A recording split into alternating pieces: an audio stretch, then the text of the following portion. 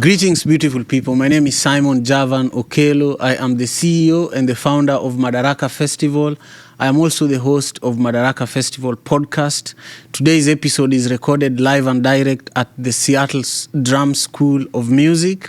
And I am truly honored to present to you my wonderful guests, Black Stax, Felicia Loud, and my brother Jace, who have been doing incredible work, as artists, but also as educators. And I feel like you guys should add a little icing to this introduction, What other things do you want us to add to this introduction?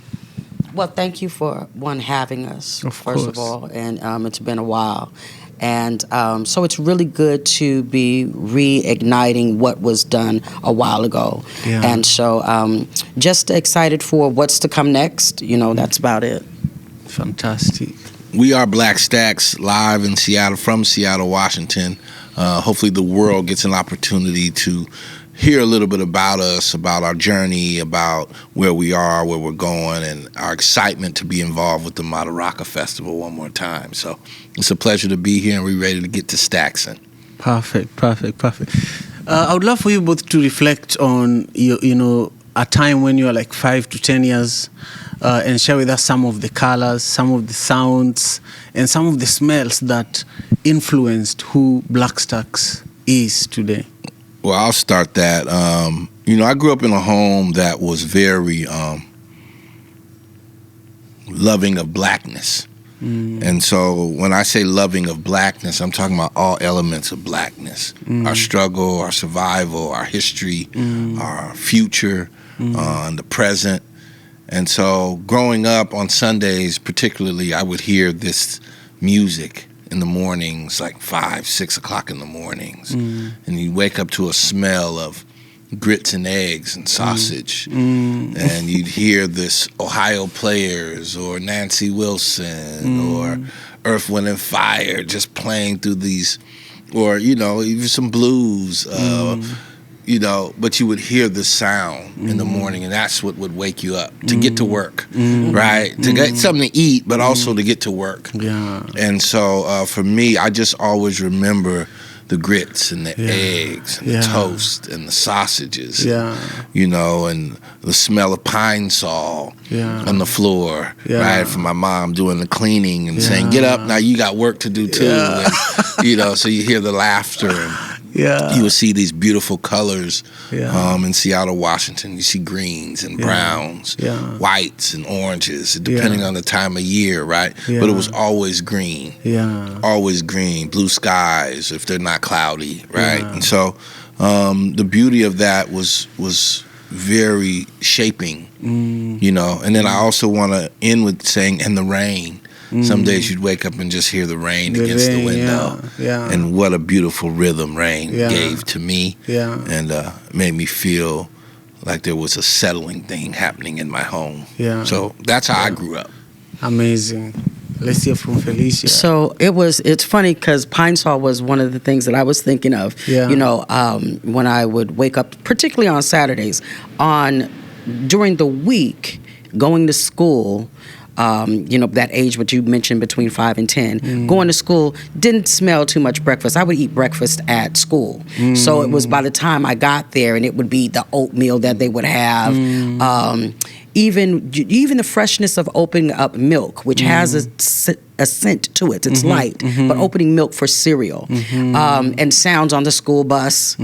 Just us being loud, obnoxious to the bus driver, the door opening to the bus, getting on, and those type of things. My mother being like, "Lisa, get up! You're gonna have to get up now," and that being a repetition because she would have to wake me up around 3 or 4 times for me to actually get up,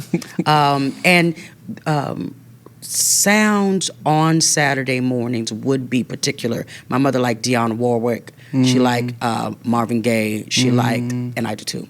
And she liked Black Moses.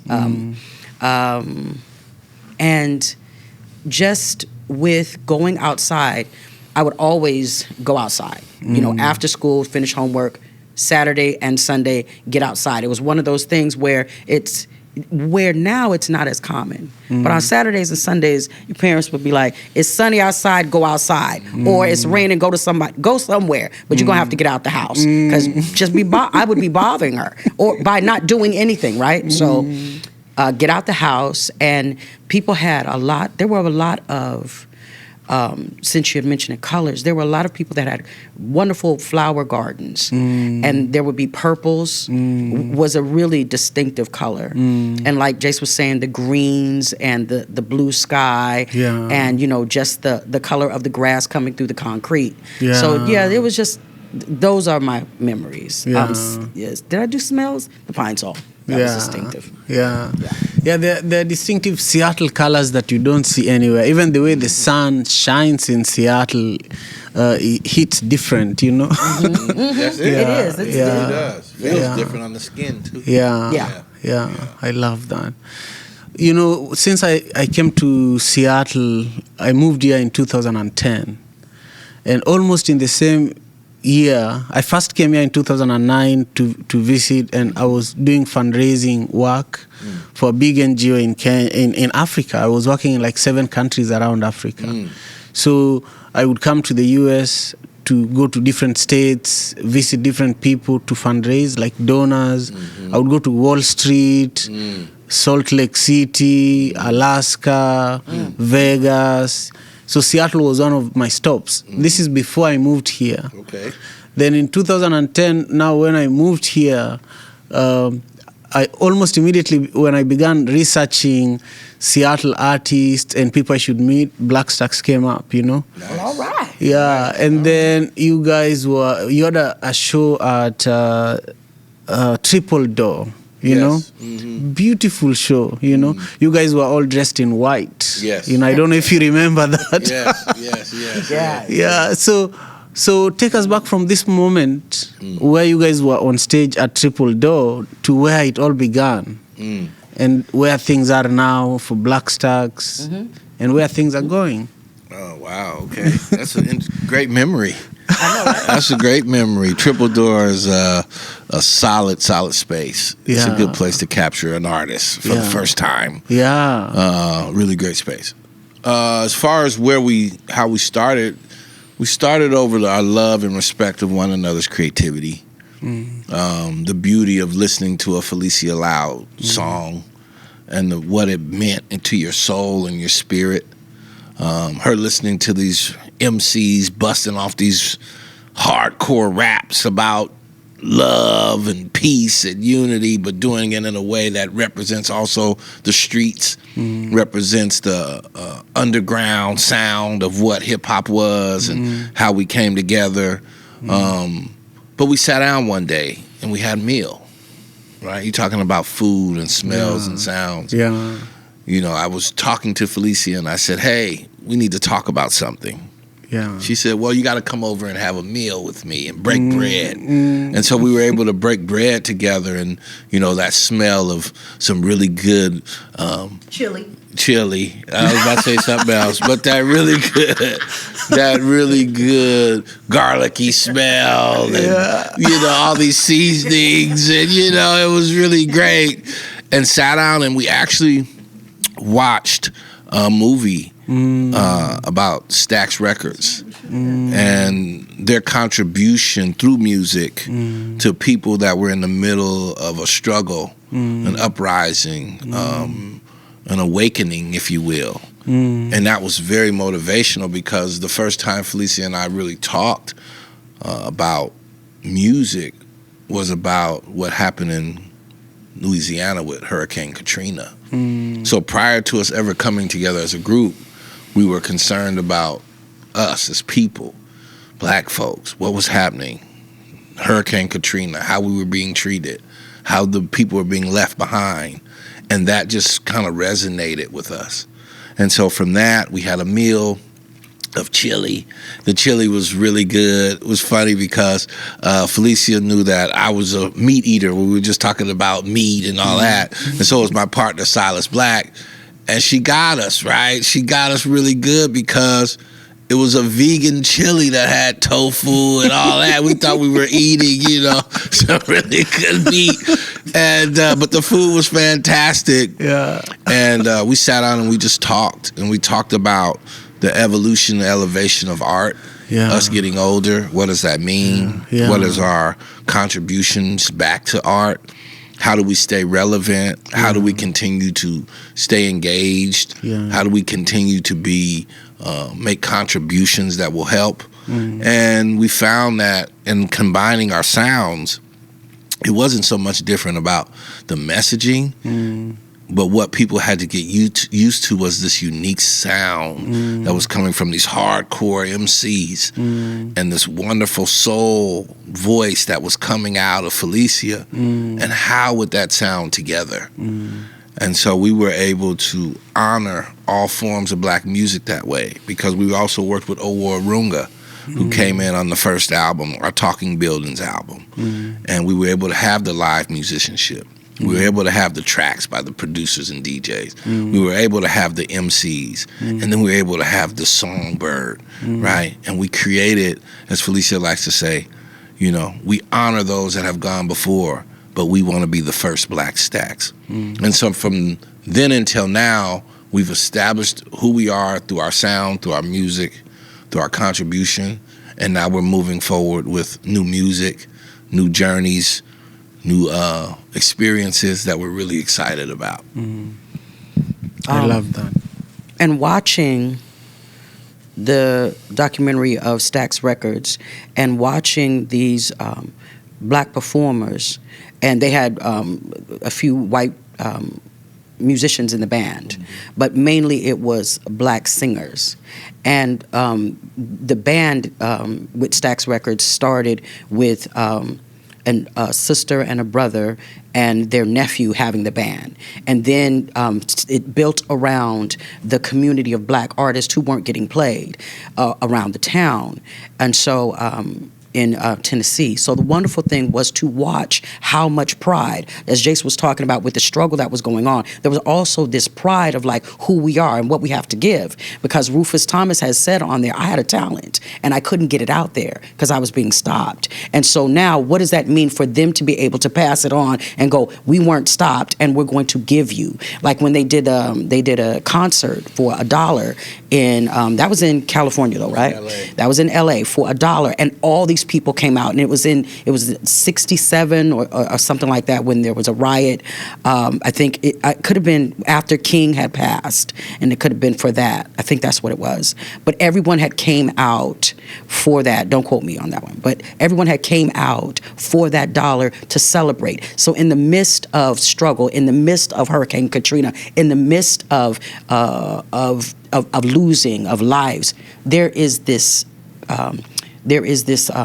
Sankofa of, well, not Sankofa, there is this, what is that bird? It's not the Sankofa bird. The phoenix? The phoenix. Yeah. There is this phoenix that keeps on rising within black spirit that tells us the way that we survive is through music. The way that we survive is to gather. Yes. So that was a wonderful part of what we had seen there. And what we had was that same thing. We gathered for food. We understood what it meant to be like, what music can save the soul, and it truly can. And I'll just say this last part with watching the tidbits of the BET Awards and Jamie Foxx talking about his daughter. He said his vitals were low, and he didn't want to see his youngest daughter see him in the condition that he was in. So when everybody left, she snuck in and played the guitar, and they said his vitals were getting better. And they said, what happened? She said, shh, I know what my father needs. So music, he said, for him was just her, and he said just hearing her and hearing the guitar. So I think, I know that what we contribute, as we were talking about on the way here, is a vibe, and one vibe. But anyway, what we contribute is a vibe that penetrates through people so that they can feel free to enjoy. Yeah, I love it.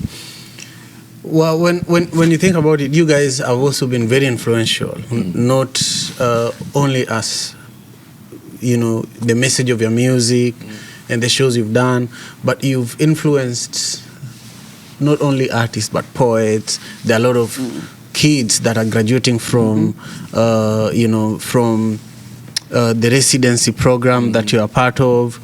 And I feel that you guys have accomplished a lot of the things that you guys were dreaming about during the time that you were breaking bread together, legacy, Reflect on the legacy that Black Stax is leaving behind or is giving the world right now. Because I believe that these days legacy is also something you live to see and feel, Before you're no longer here, your legacy, you need to see that I'm leaving this behind, this is my impact, know. So speak about that. I think what you said was perfect, living through the legacy and then having, because, after your birth, you're living through your legacy because you've already been born. So there's nothing after that except for to do. Mm-hmm. And so I think that it was really nice the way that you had worded it. As far as the impactfulness, it's sometimes the impact of what it is that you're leaving, it's the impact that you're leaving on someone in the moment. So the impact of watching young people hear what you're saying, act on what you're saying, and then when they're out of your sight, they continue to remember what you're saying. And they're doing that all in real time. So the legacy that's left behind is the actions of what young people see, do, and how they act. Even older generations. We have people within that listen to our music that are older than us, from, like Jace says, from 8 to 80. And so leaving a legacy behind in different countries that we've been to and having people say, this isn't what I expected. I thought that rap was this, and they're right. Rap is something else. Hip hop is something different. So when they see it and they go, okay, I thought it was something else. So you're leaving that teaching legacy behind too. But break down rap and hip hop for me. Well, the great KRS One once said very simply, rap is something you do, hip hop is something you live. Just because you can rhyme words doesn't make you hip-hop. Yeah. Right? Hip-hop is a culture. Yeah. Right? It's built on principles and morals and has standards. Yeah. Right? And it's built on elements that steadily evolve through time, as we know life does as well. And so just because you can put some words together that sound nice, or you can make a beat, if you have no wisdom and knowledge of self, if you have no value of the community that you come from, if you have no accountability and responsibility for the things that you say, if you don't have any creative bone in your body, then you're probably not hip-hop. Right? Yeah. You're probably something else. Yeah. It's almost like the way the Rasta say that Rastafarism is levity. It's how you live. It's how you live. It's not reggae music. It's levity. Yeah, and that's the reality, right? Hip-hop is levity. It's levity, right? Respect to all the Rastas, right? Yeah. Because there's an essence to authenticity. Yeah. There's an essence to tradition. Yeah. Culture. Yeah. And a lot of it has to do with being accountable and responsible and having knowledge of what was before you and acknowledging it. Not just saying, oh, that came before me, but acknowledging that it was there, that it was established so that you can grow, right? So that you can elevate to the next level. Because if there's no stairs, then you have to build the stairs. But if the stairs are built and you're walking up those stairs, do you give credit and acknowledgement of those who built those stairs so you can get to the next level of your life? And for me, going back to KRS-One, I was recently listening to something he said again, and he's just, he's the prophet, he's the professor, he's the one who was making sure that knowledge stayed very keen in hip hop. And so you acknowledge that. But he said something about old people and young people. And when you talk about the residency, what he said at the time really resonates with me. He said, when you're older, you need young people in your life so that you can be ahead of everything. And when you're younger, you need older people in your life so you can be ahead of everything. Meaning, when you're younger and you're learning from people who have been here, you're a little more advanced than the other young people. Right? Yeah. And when you're older and you're dealing with young people, you're a little more hip to what's happening. So you're a little more ahead of the older people that you're with, right? 100%. And so the ability to work with young folks in our community that we're not getting an opportunity to share their voices and their stories, for them to see someone that looks like them going around the globe and doing some fantastic things, the balance and the trade-off of that is equal to me, right? So as much as we get to teach, we get to learn. As much as we get to share our experience, we get to see how it affects and impacts other young people. And so for us, it's not a one-way exchange. It's a two-way exchange, right? And the ability to work with some of these young people and then watch their development through listening, through actualities, doing, and then the end result is them being better. That's the beauty of this thing called life, right? And so to be able to live with youth in the residency gives life. Giving somebody an opportunity, giving somebody a shot at life. And we were all given a shot at life too. There's somebody, an elder, a member of our village who probably said something to you, you know, that made you feel like, oh, you know, for example, me, there are people that I knew they didn't like me, but they said something that inspired me, despite the fact that I knew that this person, if he has a chance to shoot me, he could shoot me. But then he said, I don't like you, but you can survive anything. Just don't shoot me to see. You know what I'm saying?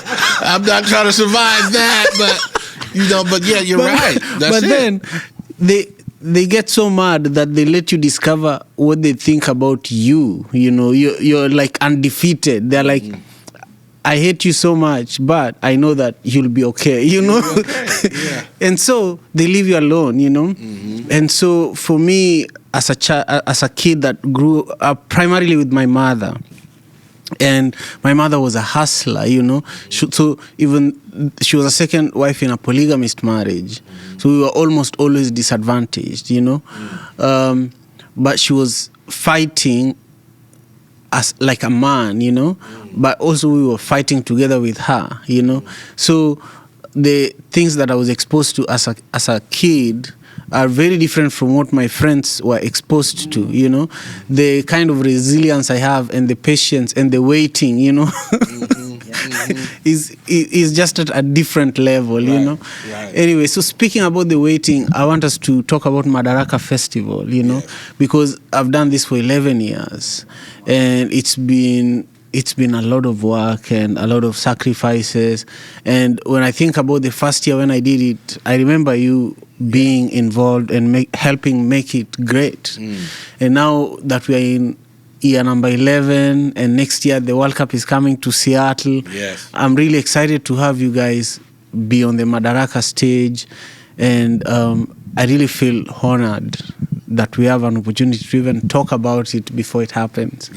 Speak about your first experience with Madaraka Festival, just your observation over the years, and what people should look forward to on August 30th. They should look forward to some really, really great music, some really, really powerful artists, a vibe and a sound that will resonate with them after they leave the space, singing songs that they heard for the first time, shaking hands and meeting people that they've never met before, walking away with tears and smiles, being able to say that was a true representation not only of the diaspora, but of music. The sounds of music and the importance of music and how it plays a role in their lives, because we all need a soundtrack.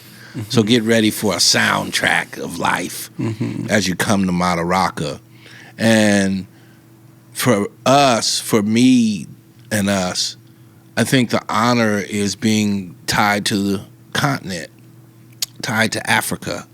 That's something that we've always wanted to achieve, is a connection to the motherland.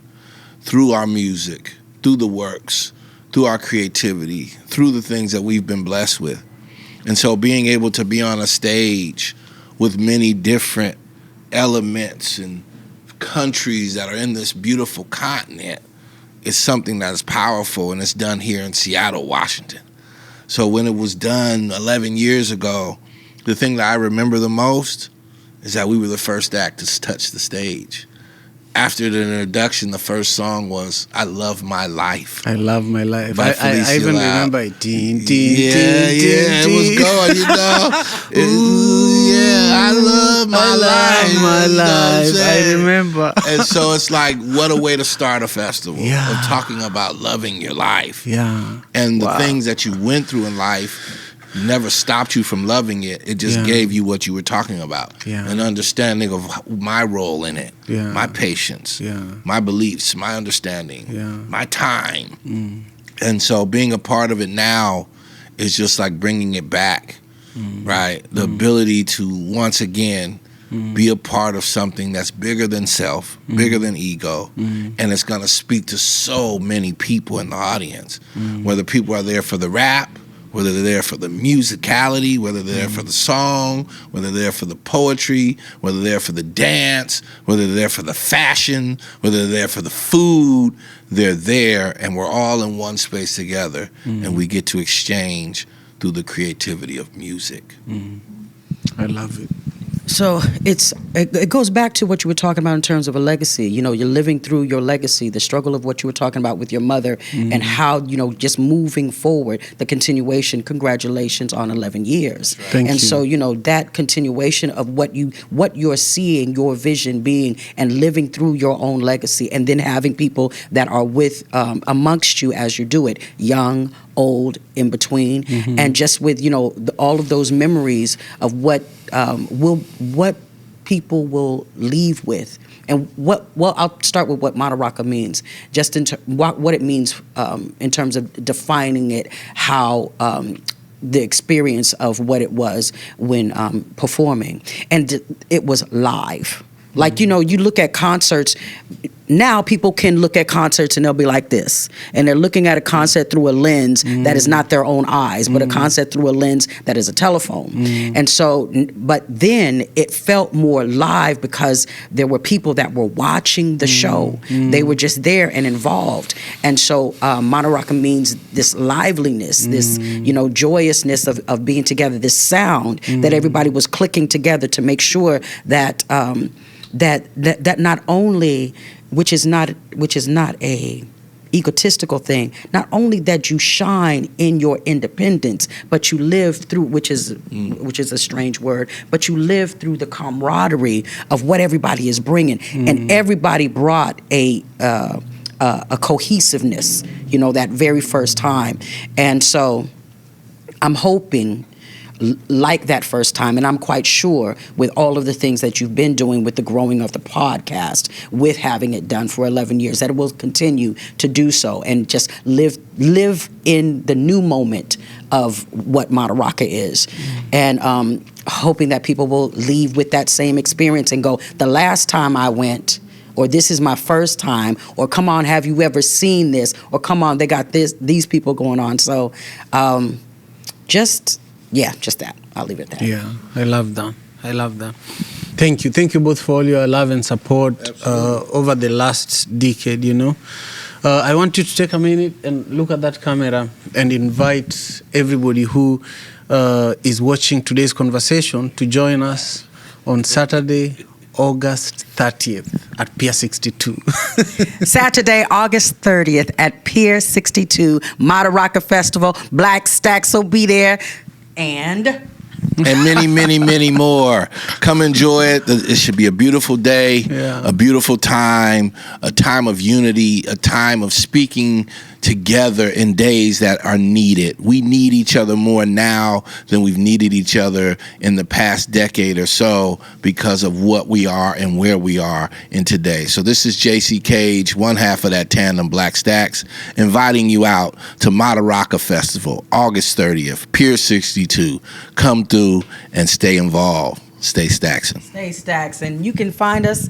You can find us on IG, Black_Stax. You can also find us on our website, www.blackstaxmusic.com. And the Twitter and all that here. It's all black. It's all Black Stax, and that's BLACKSTAX. Black Stax on Twitter, TikTok, Instagram, the world, Spotify, Apple Music, Boom Play, and making a connection into the motherland is why we are here and excited to be here. I love it. Thank you all for joining us for today's conversation with my wonderful guests, Black Stax. Make sure you subscribe to the channel. That's one of the direct ways you can support the growth of Madaraka Festival. I truly appreciate all the love and support we've been receiving. We've been getting a lot more subscription on the channel, and that is an indication of your guys' commitment to the growth of Madaraka Festival, and we deeply appreciate it. Thank you both for making the time. I appreciate you. One more thing, please subscribe to Madaraka Festival on YouTube.com. Perfect. Thank you. You're welcome. Thank you.